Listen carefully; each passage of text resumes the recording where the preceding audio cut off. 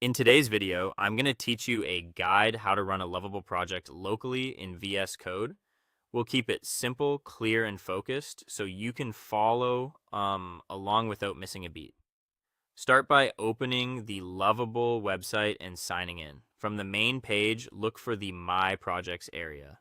If it's not immediately visible, give the page a quick scroll. Click My Projects to open your personal dashboard.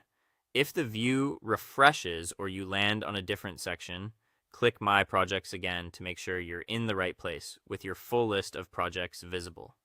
Next, select the project you want to work with. Click the project card or name to open its details page. Once you're inside, look to the top right corner for the GitHub icon and click it. That will take you directly to the GitHub repository that powers your project on Lovable.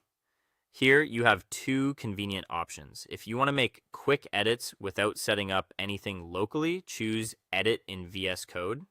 This opens the repository in the browser-based version of Visual Studio Code so you can browse folders, read code, and make small changes right away. It's fast, requires no installation, and is great for quick reviews or minor fixes. If your goal is to run the project on your own machine, stay in the GitHub repository view. Click the green code button to open the available options. From the drop-down, select Download Zip. This grabs a snapshot of the entire repository and saves it as a single compressed file on your computer. Handy if you prefer a one-time download if your environment blocks Git, or if you just want a clean local copy to explore. A few helpful notes while you're here. Make sure you're on the correct branch before downloading.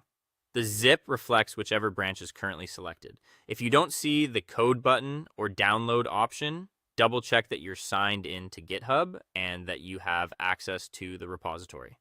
Download time will depend on your connection and the size of the project. And that's the complete flow.